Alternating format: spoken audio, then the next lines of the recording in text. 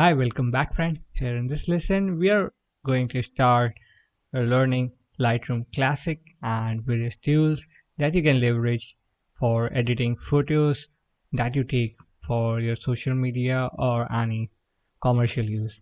So let's start with this.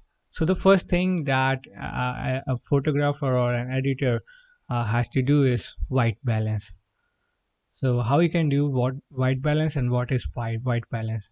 So don't be confused from the various settings that are appear on the developer panel. Just go to the basics, select this white balance tool and point it towards any point of the screen. So you just need to select a particular color, say white color, uh, that will balance all other colors on the photo. So just take this vibrant white color from the neck or the feather of this bird, so it will change the color of the entire image. So this will be used as a reference point that affects your entire image, and after that you can apply various kinds of effects or any custom thing like change of tint, temperature, exposure, contrast, anything else. So as you can see here, the image is little bit converted into the blue side and with changed values. So here it is. And next, after doing white balance, you can use the temperature change. If you move to the blue side, it will add the coolness to your image. The cool colors, that is blue, green. And if you go to the right hand side of this temperature panel, you can also manually provide the values and drag the slider, so it will add the warmness of your to your image. It will add the yellow or the brown or the red colors to your image. So if you're shooting some image, say in a hot climate like Arabian countries, like Dubai, Qatar, Bahrain, you can use this uh, shift of the temperature. Or if you are shooting in the colder climates like Antarctica, Arctic, or any western countries, or the winter season on, you can use the tint to add this snow kind of effect. Changing the exposure, you might be already familiar with these terms, but if you are not familiar, let me introduce you very briefly. Exposure would allow you to make your image dull or super white. So it will change the intensity of light in each pixels. You got this contrast will distinguish between the highlights and the shadows. It will keep them apart. In order to learn anything, if you don't know the terms, you can just watch the histogram wave formation on the top side, top right corner. Examining that, you can always think of how it is working. So you can see the yellow panel and the blue colors, they are moving towards left, right, or center. Their distance is controlled. They represent highlights, shadows, white and black. So you can turn these things in a different values and learn what they will affect. So making a highlight much higher will add make your highlighted parts of the image more visible. If you keep it low, it won't be that much visible.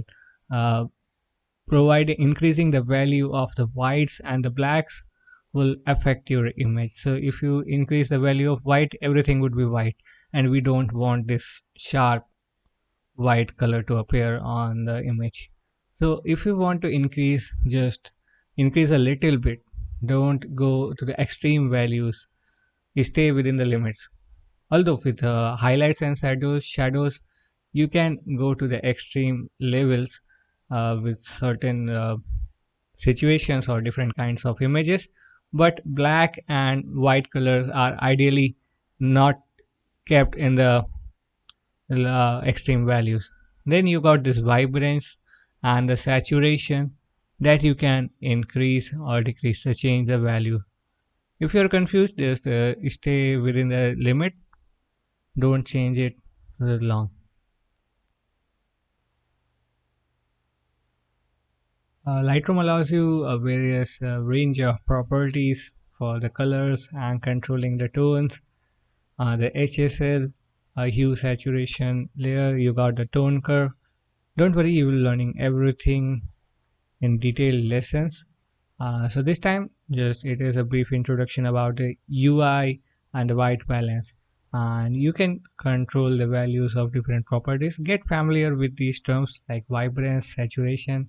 Just open the Lightroom, uh, add some image, and try applying these things. You just need to follow the simple steps. First, use the white balance, then using the basic settings that are visible here, the highlights, the exposure, saturation, just any other property in the basic control panel. You can change it and apply. HSL will allow you to change the value of each individual colors like red, green, yellow, blue, magenta, purple, and you can change the property of these values.